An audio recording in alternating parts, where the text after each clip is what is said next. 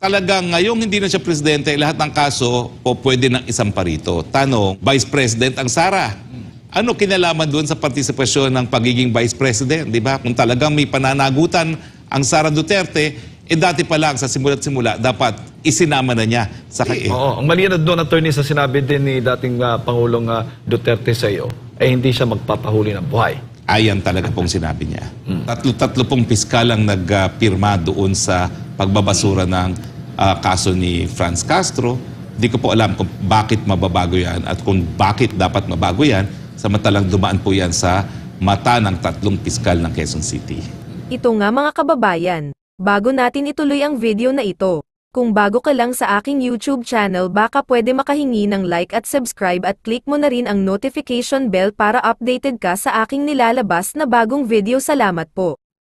Ang tanong, hindi ba pwedeng magsampa ng kaso itong mga palaging nag-aakusa at ICC lang yung kanilang huling hangtungan? Halimbawa, yung isa na nag-aakusa din patungkol sa EJK, pinalaya naman siya or napalaya dahil sa desisyon ng korte rin.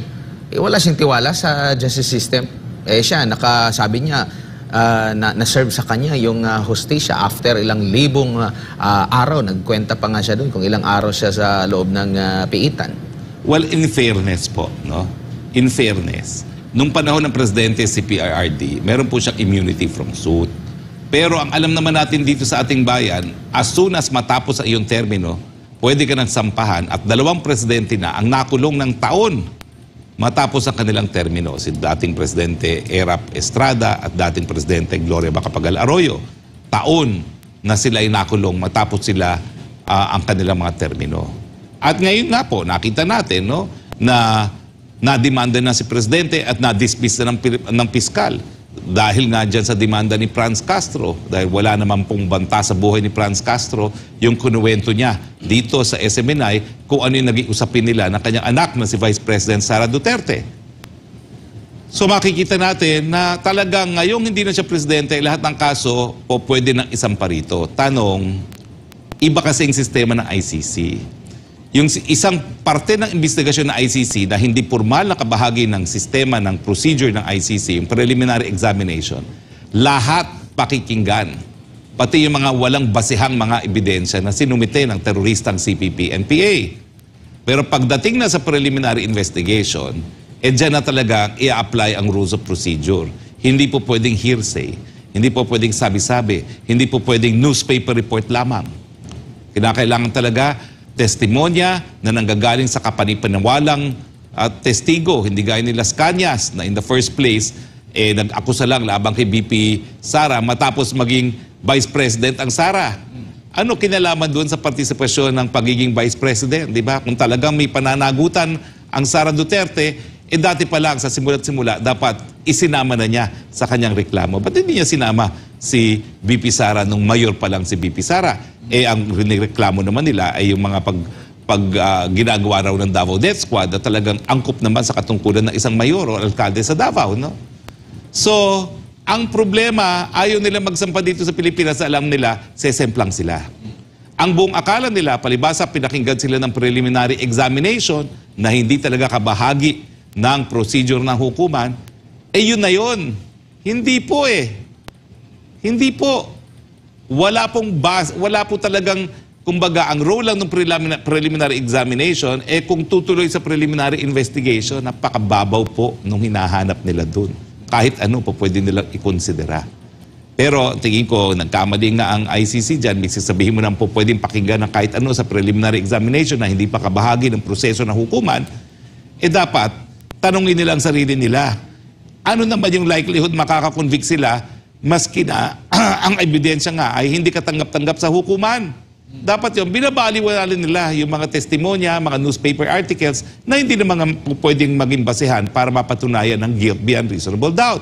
Dahil kapareho din po ang standard ng ICC sa domestic standard natin for conviction in criminal cases. Di ba po?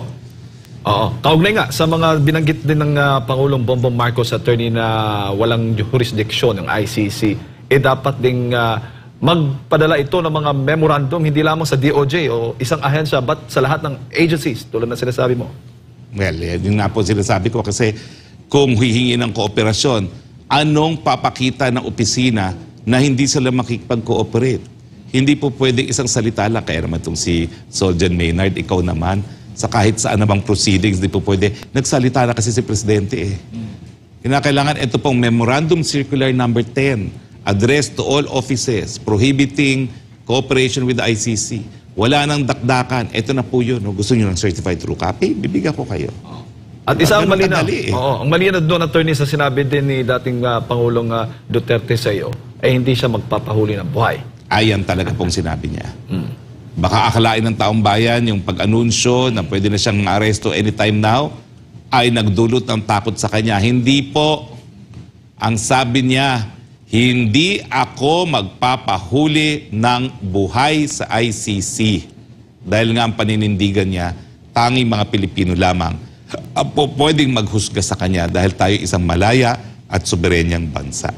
At ang sabi niya, okay na ako. 80 years old na ako. Sapat na yon.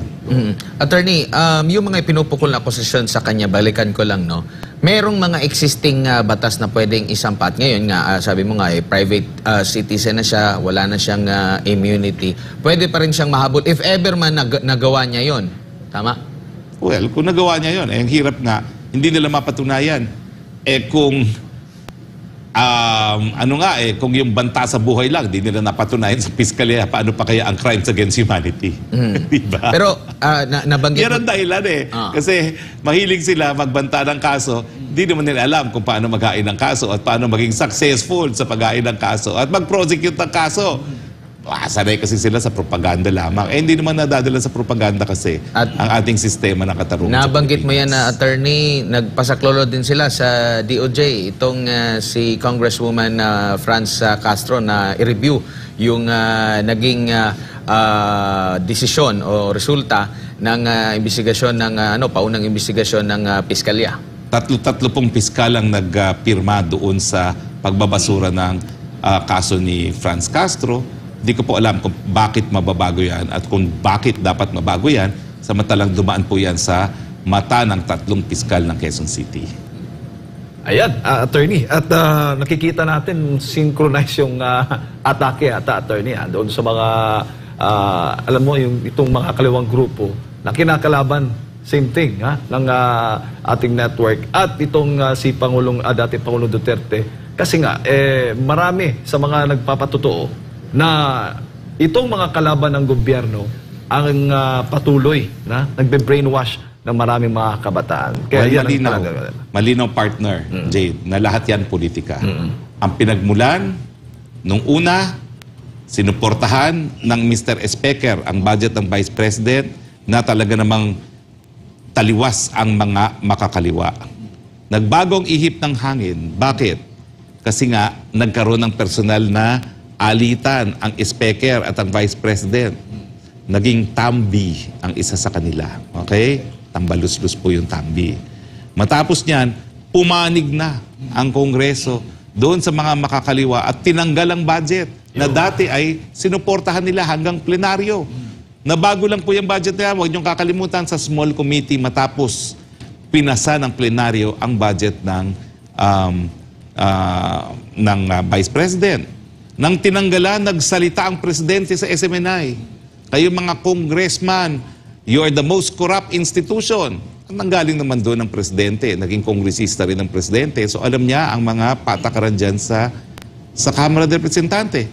At dahil nagsalita ang presidente Duterte dito sa SMNI, pinasara nila sa pamamagitan ng congressional hearing at rekomendasyon sa NTC at sa MTRCB na isensor ang mga programa natin na tumataliwas na pumula sa mababang kapulungan, yung 2 programa na gikan sa masa at yung para sa bayan, no? Anong tawag doon? Laban kasamang bayan. Laban ang kasama ng bayan. So yan po ang dahilan. Kaya sinupil tayo dahil tayo naging boses ni Presidente Duterte. Now, hindi lang po laban doon sa mga katiwalian sa Kongreso, kung hindi doon sa katotohanan kung ano talagang tunay na anyo ng teroristang CPP-NPA. Hanggang lumaki na.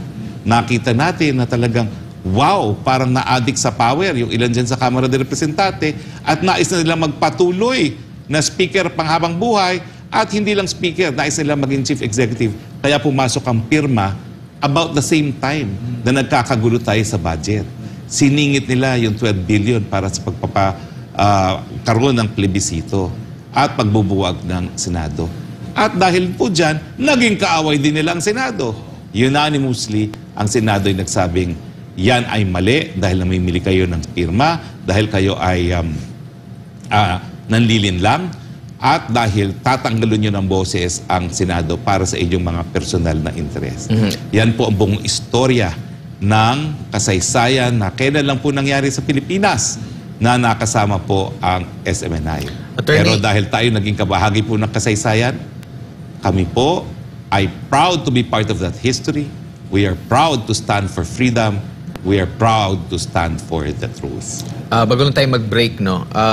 Isa din sa mga nabanggit nyo po, yung posibilidad na tanggalin, buwagin ang Task Force Davao. Ngunit may naging pahayag ang AFP Chief of Staff, si General Bronner. Sabi niya, and I quote, "It is not true that we will dismantle Task Force Davao. Instead, we will add more task forces in areas needing our forces to maintain peace and security."